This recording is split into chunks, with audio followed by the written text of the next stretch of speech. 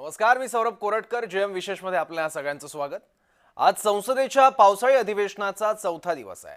लोकसभेचं कामकाज सकाळी 11 वाजता सुरू होताच विरोधी पक्षाच्या खासदारांनी बिहार मतदार पडताळणीच्या मुद्द्यावरून गोंधळ घालण्यास सुरुवात केली.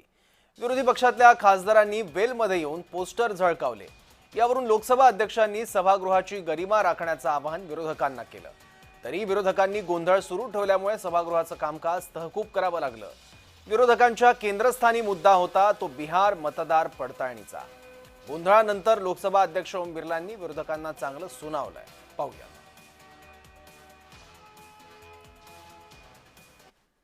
माननीय सदस्यगणों, आप इतनी पुरानी राजनीतिक दल के संसद सदस्य हो, मान्य हो, जिनका बहुत बड़ा योगदान इस सदन के अंदर मर्यादा और गरिमा के रहा है, लेकिन आप जिस राजनीतिक दल के सदस्य हो वो राजनीतिक दल के लोग देखेंगे आप किस तरीके से सदन में व्यवहार करते हैं, तख्तियां लेकर आते हैं, नारेबाजी करते हैं, मेजे ठोकते हैं।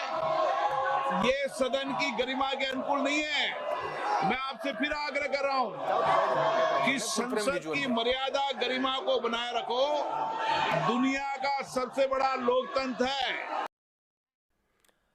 संसदेच्या बाहेर सुद्धा या विषयाचे पडसाद बघायला मिळाले. बिहार मतदार पडताळणीच्या मुद्द्यावर संसदेच्या मकरद्वार इथे आंदोलन करण्यात आलं.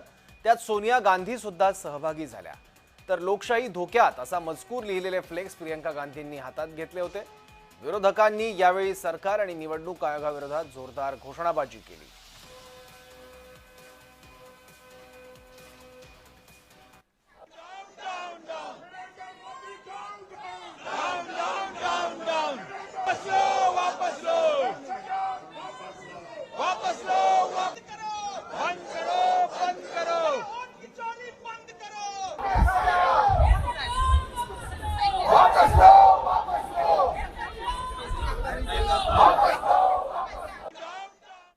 तर यावत राहुल गांधींनी निवडणूक आयोगावर काय आरोप केले आहेत आणि सरकारने त्याची कशी दखल घेतली आहे पाहूयात.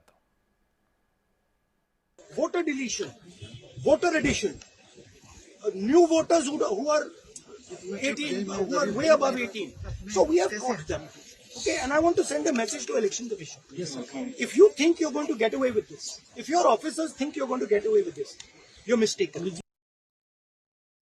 आज तीसरा दिन है और विपक्ष और विशेष रूप से कांग्रेस पार्टी सदन को नहीं चलने दे रहे हैं. बाहर आकर कहते हैं कि हमें बोलने नहीं देते हैं. राहुल गांधी बोलते हैं और अंदर में चर्चा में भाग नहीं लेते हैं. इसका मतलब क्या है? बहुत सिंपल सी बात है. मोटी बात यह है कि आपको रिवीजन से क्यों भागते हैं.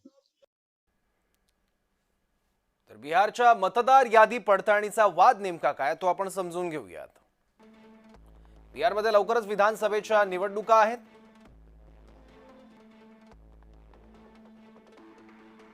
निवडणूक आयोगाने 24 जूनला बिहारमधील मतदार यादीची विशेष सघन पुनरावृत्ती म्हणजेच SIR जाहीर केली. पडताळणीचं काम 25 जून ते 26 जुलै दरम्यान करायचं आहे.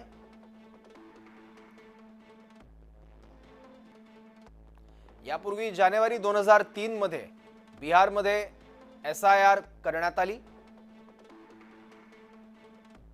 मतदार यादी अद्ययावत करणं, परदेशी नागरिक, मृत व्यक्ती, स्थलांतरित झालेल्या बेकायदेशीर मतदारांना मतदार यादीतून काढून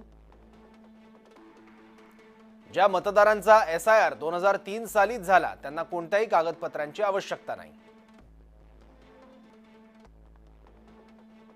त्यामुळे 60% म्हणजे 4.96 कोटी मतदारांना कोणतीही कागदपत्र सादर करावी लागणार नाही. निवडणूक आयोगाच्या मते बिहारमध्ये एकूण 7,80,22,933 मतदार आहेत. 2003च्या SIR मुळे 4.96 कोटी मतदारांना कागदपत्रांची गरज नाहीये. त्यामुळे 2,93,00,000 मतदारांची पडताळणी प्रक्रिया पार पडणार आहे.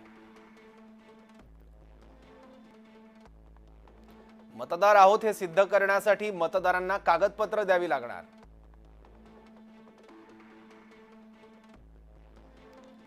याआडून निवडणूक आयोग नागरिकत्व तपासणार असा विरोधकांचा आरोप आहे.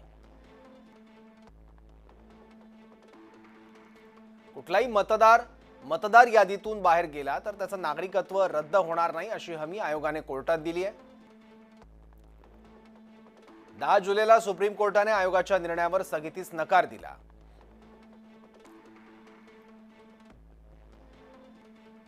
केवळ आधार कार्डवर मतदार आहे की नाही हे ठरवावं अशी विरोधकांची भूमिका.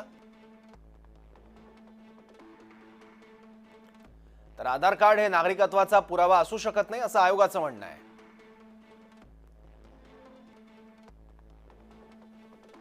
निवडणूक आयोग जाणीवपूर्वक मतदारांना यातून वगळेल, खोटे मतदार उभे करेल अशी विरोधकांची भीती आहे. आणि राहुल गांधींनी त्या संदर्भातलेच आरोप सातत्यानं निवडणूक आयोगावर केले आहेत. केवळ अपात्र मतदारांना यादीतून बाहेर करणं हा पडताळणी मागचा हेतू असल्याचं आयोगानं स्पष्टीकरण दिलंय.